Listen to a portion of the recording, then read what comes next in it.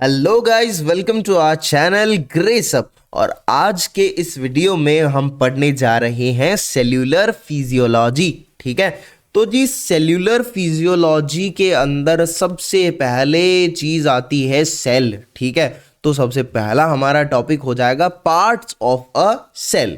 देखो जनाब, जब भी हम सेल के अंदर जाने का प्रयास करते हैं ना, सेल के मान लो मुझे अंदर जाना है, ठीक है, तो मुझे सबसे पहले एक लेयर दिखाई देती है जिसका नाम होता है cell membrane if it is a animal cell. ठीक है, cell membrane outermost layer होती है। ठीक है, ये आउटर मोस्ट लेयर है, माने इसी के थ्रू चीजों का आदान और प्रदान होता है। ठीक है, चीजों का आदान और प्रदान इसी सेल मेम्ब्रेन के थ्रू होता है। ठीक है, तो अगर हमें सेल पढ़ना है तो सबसे पहले तो इस सेल मेम्ब्रेन को ही पढ़ना पड़ेगा। हाँ जी बिल्कुल, तो ये जो वीडियो है ना, ये डेडिकेटेड है हमारी सबकी प्यारी सेल मेम्ब्रेन को। ठीक है, तो इस वीडियो में हम पढ़ेंगे सेल मेम्ब्रेन। फिर सेल मेम्ब्रेन से मैंने कहा कि ट्रांसपोर्ट होता है। ठीक है, मतलब चीज़ों का आदान प्रदान होता है, चीज़ें अंदर जाती हैं बाहर आती हैं बिकॉज इट्स सेलेक्टिवली परमिएबल। ठीक है, तो ये कैसे होता है ट्रांसपोर्ट, तो इसीलिए हम फिर दूसरे नंबर पे मेम्ब्रेन ट्रांसपोर्ट सिस्टम्स को पढ़ेंगे। ठीक है, कैसे क्या होता है, पैसे लगते हैं नहीं लगते, एनर्जी लगती है नहीं लगती, राइट। देन अब सेल के अंदर पहुंच जाएंगे। सेल के अंदर पहुंचने में हमें पता चलेगा यार इस सेल के तो बहुत सारे पार्ट्स हैं। ठीक है, ऑर्गेनल्स प्रेजेंट हैं। देन हम इसके सेल पार्ट्स की स्टडी करेंगे इन फर्दर वीडियोस। ठीक है, तो ये हमारे हो गए पार्ट्स ऑफ अ सेल। ठीक है, राइट। इसमें सेल मेम्ब्रेन हमें हमारा टॉपिक मिल गया, तो चलिए जनाब सेल मेम्ब्रेन ही हेडिंग डाल लेते हैं और पढ़ लेते हैं सेल मेम्ब्रेन। राइट, ठीक है, तो ये जो हमारी सेल मेम्ब्रेन है, इसको समझाने के लिए, इसकी स्ट्रक्चर को एक्सप्लेन करने के लिए सिंगर एंड नाइकोलसन नाम के दो साइंटिस्ट आए थे जिन्होंने फ्लूइड मोज़ेक मॉडल नाम का मॉडल सजेस्ट किया, जो कि सेल मेम्ब्रेन की स्ट्रक्चर को समझाता है कुछ इस तरीके से। देखो, cell membrane is made up of phospholipid bilayer. ये फॉस्फोलिपिड है जो बाइलेयर यानी दो लेयर्स की फॉर्म में प्रेजेंट है, आउटर साइड में और इनर साइड में। राइट, यस और नो, तो फॉस्फोलिपिड हो गया। अच्छा, सेल मेम्ब्रेन में कुछ प्रोटीन्स भी प्रेजेंट होते हैं, जैसे ये पेरिफेरल प्रोटीन हो गया, ये पेरिफेरी पे प्रेजेंट है। ये चैनल प्रोटीन हो गया, पूरा समाया हुआ है अंदर। ये कैरियर प्रोटीन हो गया, कैरियर प्रोटीन, ये भी एक इंटीग्रल प्रोटीन है।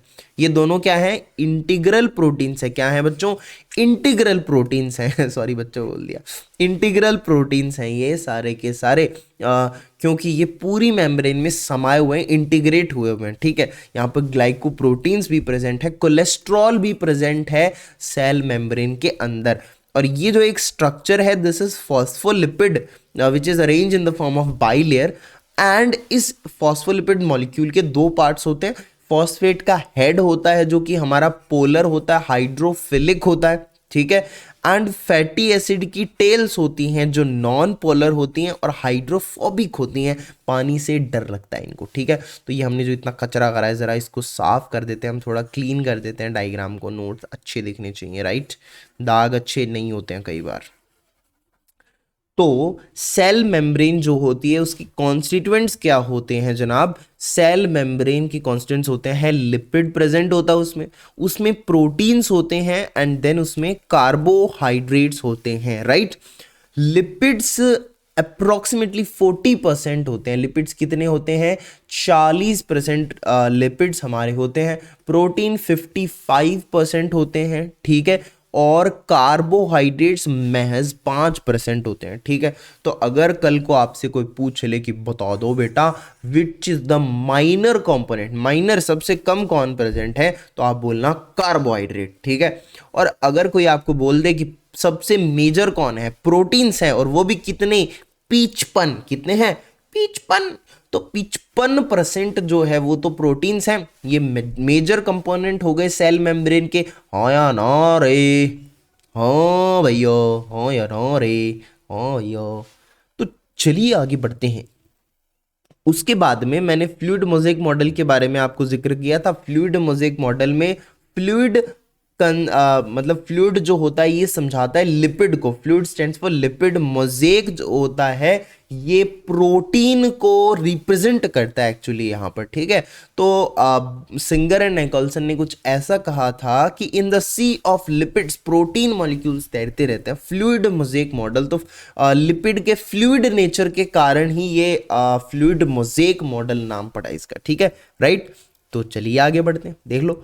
तो लिपिड ही पढ़ लेते हैं ना। सबसे पहले हमने बोला कि लिपिड प्रोटीन मॉडल है, फ्लूइड मोज़ेक मॉडल है, इसमें सबसे पहले लिपिड ही आते हैं, तो लिपिड पढ़ लेते हैं। अब लिपिड के भी भाई साहब 3 टाइप्स होते हैं। There 3 types of lipid is present in cell membrane, ठीक है।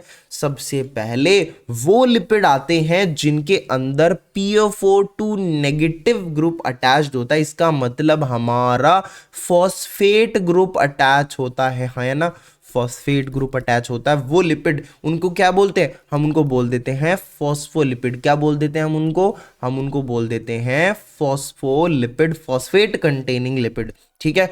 और ये फॉस्फोलिपिड होते हैं, ये मोस्ट अबंडेंट होते हैं। मतलब तीनों टाइप के लिपिड्स में सबसे ज्यादा फॉस्फोलिपिड्स ही प्रेजेंट होते हैं। बढ़ते हैं उन लिपिड्स की तरफ जिनके साथ कार्बोहाइड्रेट प्रेजेंट है, ठीक है। तो carbohydrate containing lipids are known as glycolipids, okay. इनको हम ग्लाइकोलिपिड्स बोलते हैं। And at the end cholesterol, ठीक है। तो ये 3 टाइप ऑफ लिपिड्स हमने देख लिए हैं यहाँ पर। तो अब इनमें मोस्ट अबंडेंट था हमारा फॉस्फोलिपिड, याद रखिएगा। तो सबसे पहले फॉस्फोलिपिड पढ़ लेते हैं थोड़ा डिटेल में, ठीक है। तो फॉस्फोलिपिड जो होता है हमारा, इसके कुछ ग्रुप्स होते हैं। जैसे first group of phospholipid is phosphatidyl choline. क्या होता है, फॉस्फोटाइडल कॉलिन होता है। This is first group of lipids, right. इसको लोग लेसिथिन भी कहते हैं। क्या कहते हैं, फॉस्फोटाइडल कॉलिन और लेसिथिन, ठीक है। अब लेसिथिन एल से स्टार्ट होता है। अब एल से एक एग्जाम्पल भी याद कर लो, लंग्स, ठीक है, लंग, ठीक है। तो लेसिथिन इज प्रेजेंट और एक्सप्रेस्ड इन लंग्स। और लंग्स में ये काम क्या करता है एक्चुअली में, ये मेजर सरफेक्टेंट लिपिड होता है, ठीक है। सरफेक्टेंट का काम करता है लंग्स के अंदर फॉस्फोटाइडल कॉलिन और लेसिथिन, ठीक है। अब अगर आप मेरे से एग्जैक्ट मॉलिक्यूल का नाम पूछोगे बायोकेमिस्ट्री के व्यू से, तो मैं बोलूंगा डीपीपीसी होता है ये, ठीक है, डाई पाल्मिटॉइल फॉस्फोटाइडल कॉलिन, ठीक है। तो ये डीपीपीसी एग्जैक्ट मॉलिक्यूल का नाम हो गया, ठीक है। अगर इस मॉलिक्यूल की डेफिशिएंसी हो जाए, अगर इस मॉलिक्यूल की डेफिशिएंसी हो जाए, देन उस डिजीज को बोलते हैं, पर्टिकुलरली इन्फेंट्स में, ठीक है, इन्फेंट्स में अगर डेफिशिएंसी हो जाए इसकी, तो they are more prone to hyaline membrane disease, ठीक है। Which disease, hyaline membrane disease के लिए ज़्यादा वो प्रॉन होंगे। एंड आरडीएस भी इसको हम बोलते हैं, हाइलीन मेम्ब्रेन डिजीज, या फिर आरडीएस मतलब respiratory distress syndrome, right, respiratory distress syndrome, okay. तो हाइलीन मेम्ब्रेन डिजीज या respiratory distress syndrome DPPC lecithin की कमी से हो जाता है, ठीक है, ओके जी। सेकंड ग्रुप ऑफ फॉस्फोलिपिड जो होता है दैट इज स्फिंगोमाइलिन। क्या होता है, स्फिंगोमाइलिन होता है, ठीक है। अब ये जो स्फिंगोमाइलिन होता है, एस से स्फिंगोमाइलिन और एस से सरफेक्टेंट, ठीक है। तो स्फिंगोमाइलिन भी एक सरफेक्टेंट ही होता है जनाब, लेकिन ये किस टाइप का सरफेक्टेंट होता है, ये माइनर सरफेक्टेंट होता है, राइट। ये कैसा होता है, माइनर सरफेक्टेंट लिपिड होता है, याद रखिएगा। तो मेजर क्या क्या है, मेजर है लेसिथिन, और माइनर क्या है, माइनर है अपना स्फिंगोमाइलिन, ओके, ठीक है जी। अब कई लोग क्या करते हैं, लेसिथिन को एल से रिप्रेजेंट करते हैं और स्फिंगोमाइलिन को एस से रिप्रेजेंट करते हैं, स्फिंगोमाइलिन को एस से रिप्रेजेंट करते हैं, एंड देन वो इन दोनों को डिवाइड कर देते हैं, माने इनका रेशियो ले लेते हैं वो। तो ये बन जाता है L/S रेशियो, लेसिथिन स्फिंगोमाइलिन का रेशियो बन जाता है। और पता है बच्चों, ये जो रेशियो होता है ना, ये L/S का जो रेशियो होता है, ये ग्रेटर देन इक्वल टू 2 होना चाहिए, ठीक है। कितना होना चाहिए, ग्रेटर देन इक्वल टू 2 होना चाहिए। अगर ऐसा है तो बधाई हो जनाब, फीटल लंग मैच्योर है, फीटल लंग मैच्योरिटी को ये शो करता है, ठीक है। L/S ratio should be greater than equal to 2, अगर कम है तो गड़बड़ है, ठीक है। अब स्फिंगोमाइलिन जो शब्द था उसमें माइलिन आया था, एंड माइलिन कहाँ प्रेजेंट होता है, याद करो याद करो याद करो, नर्व सेल की मेम्ब्रेन में, ठीक है। तो हम ये बोल सकते हैं the sphingomyelin is component of nerve cell membrane also, हाँ या ना, ठीक है जी, ठीक है जी, ठीक है। थर्ड टाइप का जो फॉस्फोलिपिड होता है दैट इज पीएस, फॉस्फोटिडलसिरीन, ठीक है, फॉस्फोटिडलसिरीन, ठीक है। इसकी लोकेशन क्या होती है मैं बता देता हूँ। ये जनरली इनर साइड में प्रेजेंट होता है। ये सेल मेम्ब्रेन का मैंने आउटर साइड बना दिया, ये इनर लाइन बना दी मैंने, इसकी इनर साइड हो गई इधर, ठीक है। तो ये यहाँ पर प्रेजेंट है फॉस्फोटाइडलसिरीन, और आउटर साइड में प्रेजेंट होता है पर्टिकुलरली लेसिथिन, ठीक है। तो लेसिथिन बाहर है और फॉस्फोटाइडलसिरीन अंदर है। देखो एक चीज होती है कि ये लेसिथिन, ये फॉस्फोटिडलसिरीन, ये या फिर तो अंदर प्रेजेंट होगा या फिर ये बाहर प्रेजेंट होगा, ठीक है। ऐसा कभी भी नहीं होगा कि ये फॉस्फोटिडलसिरीन आपको इनर साइड और आउटर साइड दोनों में दिखाई दे रहा है, ठीक है। मतलब बाहर दिखाई देता है, मैं कंडीशन बताऊंगा अभी आपको, लेकिन ऐसा कभी नहीं होगा कि ये दोनों तरफ प्रेजेंट है। अब ये दोनों तरफ नहीं है, केवल एक ही साइड में है, इनर साइड में है या आउटर साइड में है, तो इसका मतलब मेम्ब्रेन में एक तरीके की एसिमेट्री डेवलप हो चुकी है। मेम्ब्रेन में क्या है, एसिमेट्री है, एसिमेट्री है इस मेम्ब्रेन में, then this is known as membrane asymmetry. अगर आपसे कोई पूछे कि what is the reason of membrane asymmetry, तो आप बोलेंगे लिपिड है इसका कारण। तो मेम्ब्रेन एसिमेट्री का कारण होता है लिपिड, राइट, ठीक है, लिपिड होता है मेम्ब्रेन एसिमेट्री का कारण, ठीक है। अब कुछ कंडीशंस में क्या होता है, आउटसाइड एक्सपोजर हो जाता है इस पीएस का, ठीक है, क्या हो जाता है, आउटसाइड एक्सपोजर हो जाता है इस पीएस का, ठीक है। तो पीएस का जब आउटर साइड में एक्सपोजर हो जाता है तो this is considered as eat me signal, ठीक है। हम इसको मानेंगे कि सेल ये बोल रही है कि खा जाओ मुझे खा जाओ, है ना, प्रोग्राम्ड सेल डेथ कर दो मेरी, जिसको हम बोलते हैं एपोटोसिस। क्या बोलते हैं, अपोटोसिस है, apoptosis, this is programmed cell death, ठीक है। ये क्या होती है, ये होती है जनाब programmed cell death, right, okay, आगे बढ़े, ठीक है। अब पता कैसे चला कि ये आउटर साइड में आ चुका है, इसका आउटसाइड एक्सपोजर हो गया, ये हमें कैसे पता चला। तो ये पता करने के लिए या ये पता चलाने के लिए हम क्या करते हैं, एनेक्सिन 5 नाम का केमिकल डालते हैं। एनेक्सिन 5 जो होता है, जब हम इसको डालते हैं तो ये क्या करता है, इसकी एक प्रॉपर्टी होती है कि ये फॉस्फोटिडलसिरीन के साथ, पीएस के साथ क्या करता है, ये एक कॉम्प्लेक्स बना लेता है, ठीक है। तो समझ जाओ, माइक्रोस्कोप में जब आदमी ऑब्जर्व करने जाएगा और उसको क्या दिखाई दे जाएगा, माइक्रोस्कोप में जब आदमी ऑब्जर्व करने जाएगा, जब उसको ये दिखाई दे जाएगा कि एनेक्सिन 5 और पीएस का कॉम्प्लेक्स बन चुका है, ठीक है, जब उसको ये दिखाई देगा, इसका मतलब वो समझेगा कि चलो रिजल्ट पॉजिटिव आया है, एंड अब क्या होगा, सेल एपोटोसिस यानी प्रोग्राम सेल डेथ के लिए पॉजिटिव है, ये काम होगा, ठीक है। तो ये एनेक्सिन 5 की मदद से पता हम लगाते हैं, ठीक है। And this technique is known as annexin 5 staging, right, क्या बोलते हैं इसको, एनेक्सिन 5 स्टेजिंग हम बोलते हैं, ठीक है, समझ में आई बात, एनेक्सिन 5 स्टेजिंग बोलते हैं। फोर्थ नंबर पर जो फॉस्फोलिपिड है विच इज फॉस्फोटाइडल आइनोसिटॉल, जो बड़ा फेमस है, जिसको हम IP3 के नाम से भी जानते हैं।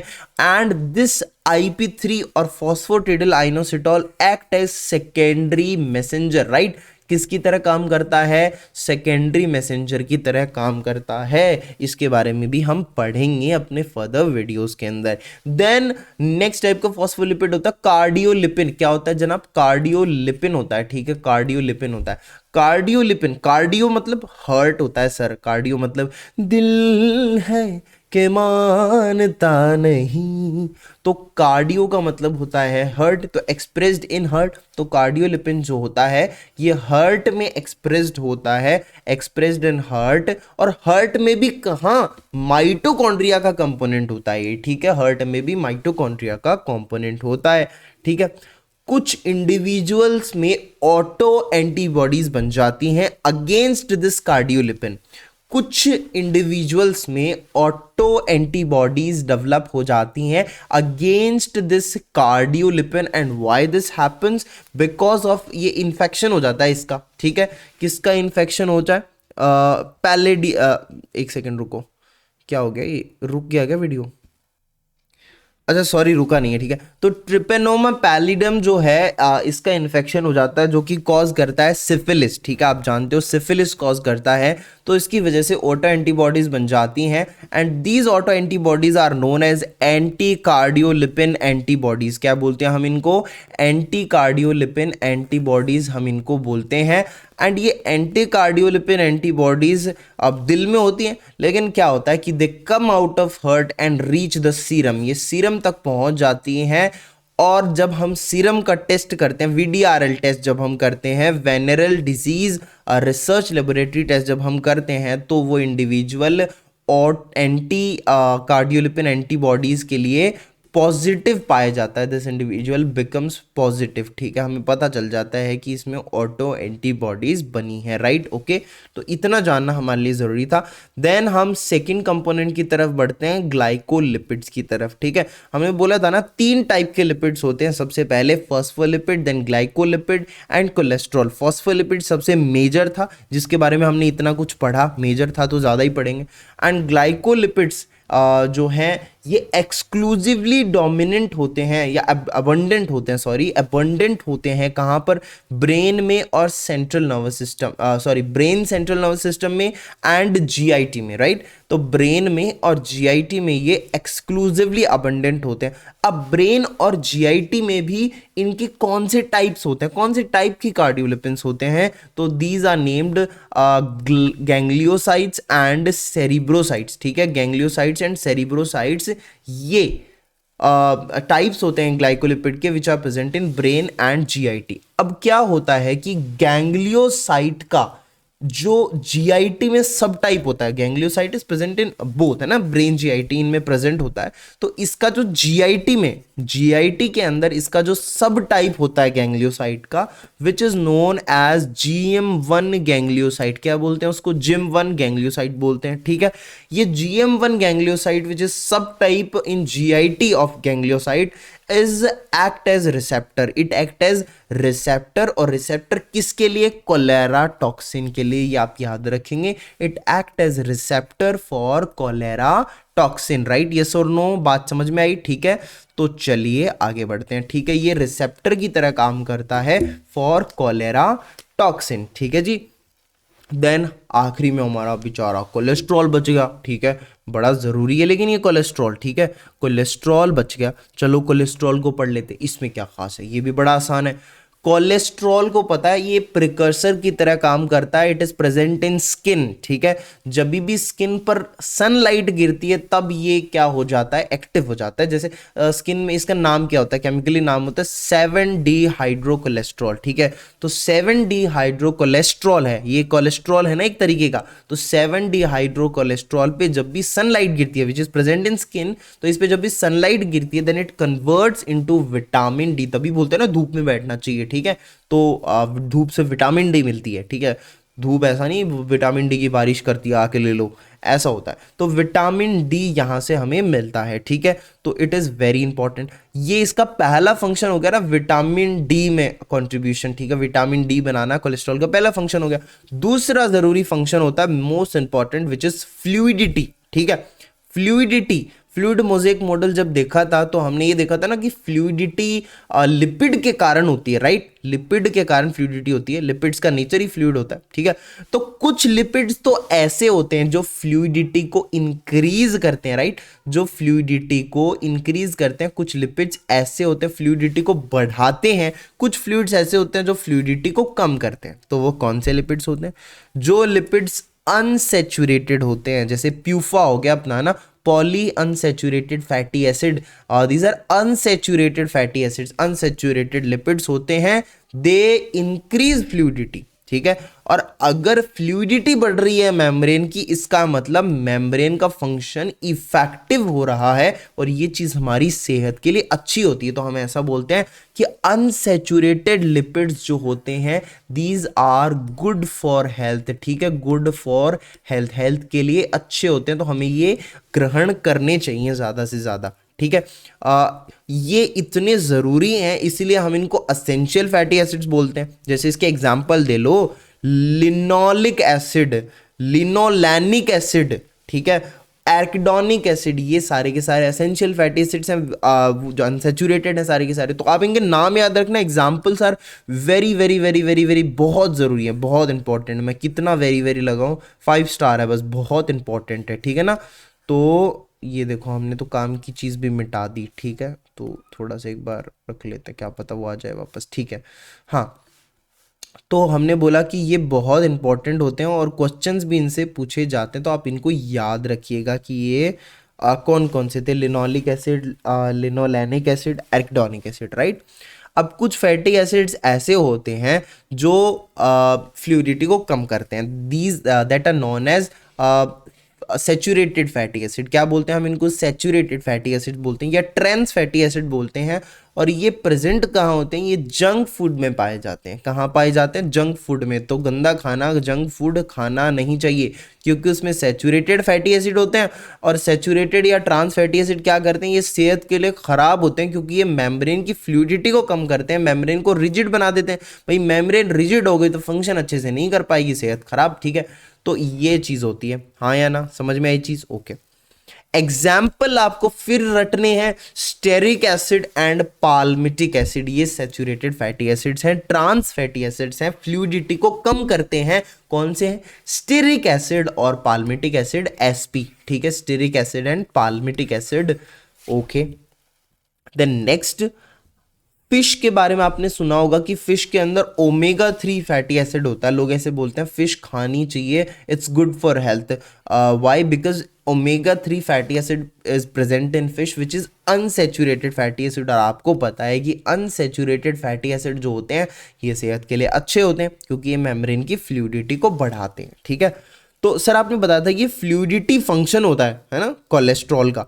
तो ये बताओ कि कोलेस्ट्रॉल क्या करता है। फिर आपने ये बोल के शुरू किया था कि कुछ लिपिड्स, ठीक है, तो आप कोलेस्ट्रॉल के बारे में बताइए कि कोलेस्ट्रॉल आखिर क्या करता है। क्या ये फ्लूइडिटी को बढ़ाता है? तो मैं कहूंगा नहीं, फ्लूइडिटी को तो नहीं बढ़ाता। क्या ये फ्लूइडिटी को कम करता है? मैंने बोला नहीं, फ्लूइडिटी को कम भी नहीं करता। तो भाई करता क्या है ये फ्लूइडिटी को मेंटेन करके रखता है, ठीक है। It maintains membrane fluidity at optimal range, की सारी चीजें ठीक चलती रहें, ये ऑप्टिमल रेंज पर मेंटेन करता है फ्लूइडिटी को। And this cholesterol is known as fluidity buffer, that's why it is known as fluidity buffer, हाँ या ना जी, ठीक है। अब बात यहां पर खत्म होती है हमारे लिपिड्स की। अब बात आगे शुरू करेंगे प्रोटीन्स के बारे में, ठीक है। तो जो प्रोटीन्स होते हैं मेम्ब्रेन में, या आप जानते हो ना, प्रोटीन्स मैक्सिमम पार्ट इनका प्रेजेंट होता है, मेजर होते हैं प्रोटीन्स, 55% होते हैं, राइट। अब प्रोटीन्स भी 3 टाइप्स के होते हैं, ठीक है। पहले टाइप के कौन से, ये पेरिफेरल प्रोटीन्स, यहाँ पे दिखा दिए मैंने, पेरिफेरल प्रोटीन्स होते हैं। दूसरे टाइप के कौन से, ये ट्रांस मेम्ब्रेन या फिर इंटीग्रल मेम्ब्रेन प्रोटीन, जो थ्रू आउट मेम्ब्रेन प्रेजेंट होता है, ट्रांस मेम्ब्रेन, ठीक है, या फिर इंटीग्रल मेम्ब्रेन प्रोटीन, ठीक है। कुछ होते हैं ऐसे lipids which are attached with protein, जिनको प्रोटीन चाहिए अटैचमेंट के लिए। कुछ ऐसे प्रोटीन होते हैं जिनको लिपिड चाहिए अटैचमेंट के लिए, ठीक है, थोड़ा उल्टा बोल दिया। These are known as lipid anchored protein, ठीक है, लिपिड एंकर्ड प्रोटीन, ठीक है, जिनको लिपिड चाहिए अटैचमेंट के लिए। तो lipid anchored protein, they require lipid for their attachment, okay. तो ये 3 टाइप के हो गए हमारे पास। सबसे पहले हम इस ट्रांस मेम्ब्रेन और इंटीग्रल मेम्ब्रेन प्रोटीन के बारे में पढ़ते हैं। चलिए देखिए, ट्रांस मेम्ब्रेन प्रोटीन होते हैं, इनके फंक्शन की अगर हम बात करें तो ये मेजर काम इनका जो होता है रिसेप्टर की तरह काम करते हैं। ये जैसे कौन से receptors, G protein coupled receptor, GPCs, ठीक है, G protein coupled receptors, GPCs, G protein coupled receptors. तो ये ट्रांस मेम्ब्रेन प्रोटीन का पहला और मोस्ट इंपॉर्टेंट फंक्शन हो गया। देन ये पंप की तरह भी काम करते हैं। पंप सर कौन सा? सोडियम पोटेशियम पंप या फिर सोडियम पोटेशियम एटीपेज भी हम इसको बोलते हैं, ठीक है। ये आयन चैनल्स की तरह काम करते हैं। अगर बोले हम 99% या majority of the ion channels जो होते हैं ना, ये ट्रांस मेम्ब्रेन प्रोटीन्स ही होते हैं, ठीक है। majority 99% of the ion channels are transmembrane proteins, right? एक जीन होता है CFTR जीन, बड़ी काम की बात बताता हूं। CFTR जीन होता है, CF मतलब सिस्टिक फाइब्रोसिस, आपको पता बीमारी होती है cystic fibrosis trans membrane regulator gene, ठीक है। Cystic fibrosis trans membrane regulator gene, ठीक है। ये क्या करता है? ये रेगुलेट करता है, जैसे इसका नाम है, ये रेगुलेट करता है क्लोराइड आयन चैनल ओपनिंग को, ठीक है। CFTR gene regulates chloride ion channel opening, ठीक है। इसको ये रेगुलेट करता है। और खुदा न खास्ता अगर ये CFTR में म्यूटेशन हो जाए, इस जीन के अंदर अगर जनाब इसके अंदर म्यूटेशन हो जाए, तो होगा क्या? तो there will be defective opening of chloride ion channels. Okay, समझ में आया? And this will lead to cystic fibrosis. ये कंडीशन हो जाएगी सिस्टिक फाइब्रोसिस की, ठीक है। तो ये सिंपल सा फंडा है, सिस्टिक फाइब्रोसिस ऐसे हो जाता है, ठीक है। अब बात करते हैं हम पेरिफेरल प्रोटीन्स की। पेरिफेरल प्रोटीन सपोर्टिव नेचर के होते हैं, ठीक है, सपोर्ट प्रोवाइड करते हैं। और अगर सपोर्ट प्रोवाइड करते हैं, इसका मतलब ये स्ट्रक्चर ऑफ सेल्स को मेंटेन करके रखने का काम भी करते हैं। जैसे किस में सपोर्ट प्रोवाइड करते हैं? सब majorly RBC and skeletal muscle में ये पेरिफेरल प्रोटीन स्ट्रक्चर सपोर्ट का फंक्शन करते हैं, ठीक है। जैसे सबसे पहले हम स्केलेटल मसल का बता देता हूं मैं आपको, छोटी सी बात है। स्केलेटल मसल के अंदर एंकर प्रोटीन्स होते हैं। एंकर प्रोटीन होता है डिस्ट्रोफिन, जो स्ट्रक्चर मेंटेनेंस में बड़ा काम करता है। दिखाऊंगा मैं आपको, ठीक है। Skeletal muscle contain anchor protein, ये मैं दिखाऊंगा आपको। जैसे आरबीसी की बात करें तो आरबीसी जो होती है बाइकॉनकेव डिस्क शेप होती है, ये आपको पता है, ठीक है। लेकिन क्या आपने ये सोचा है कि ये अपनी शेप को कैसे मेंटेन रख पाती है? ठीक है, तो because of it is biconcave because of two peripheral proteins, दो पेरिफेरल प्रोटीन्स, याद रखना विच प्रोटीन्स? पेरिफेरल प्रोटीन्स के कारण होती है, which are named spectrin and ankyrin, ठीक है, जिनको हम स्पेक्ट्रिन और एंकायरिन नाम देते हैं, ठीक है। स्पेक्ट्रिन और एंकायरिन ये पेरिफेरल प्रोटीन्स हैं जो आरबीसी में प्रेजेंट होते हैं and they maintain normal shape. ये देखो नॉर्मल शेप है आरबीसी की and it is because of spectrin and ankyrin, ठीक है। लेकिन अगर इस स्पेक्ट्रिन एंकायरिन में से किसी को म्यूटेशन हो जाए, इसमें इनमें म्यूटेशन हो जाए, तो क्या होगा? आरबीसी की शेप चेंज होगी। देखो चेंज हो रही है ना यहाँ पर, और देखो एंड में स्फेरिकल हो जा रही, जिसको हम बोलते हैं स्फीरोसाइट। क्या बोलते हैं? स्फीरोसाइट बोलते हैं। तो आरबीसी की शेप चेंज हो जाएगी एंड दिस चेंज शेप की जो कंडीशन होती है, डिसऑर्डर होता है, इसको हम बोलते हैं हेरिडिटरी स्फेरोसाइटोसिस। क्या बोलते हैं? हेरिडिटरी स्फेरोसाइटोसिस हम इसको बोलते हैं। Clinical condition is known as spherocytosis या हेरिडिटरी स्फेरोसाइटोसिस। अब ये जो स्फेरोसाइट होगी, स्फेरिकल आरबीसी होगी, ये जाएगी स्प्लीन के अंदर। स्प्लीन के अंदर जो स्प्लीनिक मैक्रोफेजेस होंगे, ये इसको मतलब क्या होगा? एक्चुअली इसकी शेप तो चेंज हो चुकी है, तो इसका मतलब अब वो मैक्रोफेजेस पहचान ही नहीं पाएंगे कि ये नॉर्मल आरबीसी है या कुछ और है, तो ये इसको पैथोजन समझ के फिर इसको मारने लगेंगे, ठीक है। तो ये मैक्रोफेजेस को खाने लगेंगे। अब मैक्रोफेजेस को खाने लगेंगे, खत्म कर देंगे, इसका मतलब क्या होने जा रहा है? आरबीसी की कमी हो जाएगी, अनीमिया हो जाएगा and this anaemia is known as haemolytic anaemia. RBC टूट रही है, हीमोलाइटिक अनीमिया हम इसको बोलते हैं, right. This condition is known as haemolytic anaemia हो जाएगा। फिर पेशेंट को जॉन्डिस भी हो जाता है, ठीक है। आईज एंड नेल जो का कलर जो होता है येलो टर्न कर जाता है, राइट। तो ये एक सिंपल सा फंडा है जहां मैंने बताया आपको कि स्पेक्ट्रिन एंकायरिन में कैसे म्यूटेशन हो जाता है। अच्छा देखो, ये जो म्यूटेशन होने से ये जो स्फीरोसाइटोसिस हो रहा है, ये पर्टिकुलरली एंकायरिन की वजह से होता है। मेजॉरिटी केसेस में एंकायरिन में म्यूटेशन की वजह से हेरिडिटरी स्फेरोसाइटोसिस होता है। लेकिन ये जो स्पेक्ट्रिन होता है, जब इसमें म्यूटेशन हो जाता है, तो इसकी वजह से हेरिडिटरी एलिप्टोसाइटोसिस होता है। आरबीसी सर्कुलर नहीं होती, सॉरी स्फेरिकल नहीं होती, कैसी हो जाती है? एलिप्स जैसी हो जाती है स्पेक्ट्रिन के म्यूटेशन से, राइट। तो ये आप याद रखना, दोनों में फर्क है। एंकायरिन का म्यूटेशन हेरिडिटरी स्फेरोसाइटोसिस, स्पेक्ट्रिन का म्यूटेशन हेरिडिटरी एलिप्टोसाइटोसिस। आरबीसी एलिप्टिकल हो जाएगी, मतलब शेप तो एक्चुअली चेंज हो गई लेकिन एलिप्टिकल शेप हो गई है, ठीक है। कुछ सेल रिसेप्टर्स, ये सर्टेन सेल रिसेप्टर्स पेरिफेरल भी होते हैं, सर्टेन सेल रिसेप्टर्स पेरिफेरल भी होते हैं, सारे के सारे इंटीग्रल ही नहीं होते हैं, ठीक है। जैसे हमने इंटीग्रल में पढ़ा था ना कि ये क्या काम करते हैं, एक्ट एज रिसेप्टर, तो इसका मतलब सारे के सारे उसमें नहीं होते, कुछ पेरिफेरल नेचर के भी होते हैं प्रोटीन्स, कुछ रिसेप्टर्स, राइट। तो चलिए आगे बढ़ते हैं। अब मैंने आपको वो बताया था डिस्ट्रोफिन के बारे में। देखो peripheral protein of skeletal muscle की बात करें तो ये नाव के अंदर जैसे एक ये एंकर प्रोवाइड करने के लिए, एंकोरेज प्रोवाइड करने के लिए ये जो स्ट्रक्चर होती है ऐसी आपने देखी होगी, इसको फेंकते हैं तो नाव रुक जाता है ना तट के पास में, तो this is known as dystrophin. ये डिस्ट्रोफिन की तरह काम करता है, कुछ ऐसा ही होता है। देखो अब अगर ये इमेज देख रहे हो आप, तो इसके अंदर आपको ये देखो यहाँ पर डिस्ट्रोफिन दिखाई देगा, राइट। आपको यहाँ पर डिस्ट्रोफिन दिखाई देगा, you will get to know कि ये क्या काम कर रहा है, सपोर्ट का काम कर रहा है। ये देखो सपोर्ट का काम कर रहा है, इसी नाव के ये जो पता नहीं क्या बोलते हैं इसको, इसकी तरह काम कर रहा है डिस्ट्रोफिन, ठीक है। अगर इस डिस्ट्रोफिन में म्यूटेशन हो जाए तो क्या होगा, तो स्केलेटल मसल वीक हो जाएंगे, ठीक है। अब स्केलेटल मसल को सपोर्ट प्रोवाइड करने का काम है डिस्ट्रोफिन का, ठीक है, एंकर प्रोटीन बोलते हैं इसको। लेकिन अगर इसमें म्यूटेशन हो गया तो इसको हम बोलते हैं स्केलेटल मसल वीकनेस हो गई है, ठीक है, स्केलेटल मसल वीक हो जाएगी। और स्केलेटल मसल वीक होने की वजह से आप सोच नहीं सकते क्या होगा, क्या होगा, क्या होगा, क्या होगा, गोवर्स साइन दिखाई देंगे पेशेंट में, गोवर्स साइन दिखाई देंगे, and this is known as Duchenne muscular dystrophy. Duchenne muscular dystrophy हम इसको बोलते हैं। इसको अपने देखो ये लिम्स का अपर लिम्स का सहारा लेके फिर ऐसे इस तरीके से उठना पड़ेगा इसको, ठीक है, मतलब ये उठ नहीं पाएगा, गोवर्स साइन हम इसको बोलते हैं, ऐसे झुका रहेगा, ठीक है। अब यहां पर स्केलेटल मसल्स जो हैं ये वीक हो जाती हैं इस केस के अंदर, ठीक है।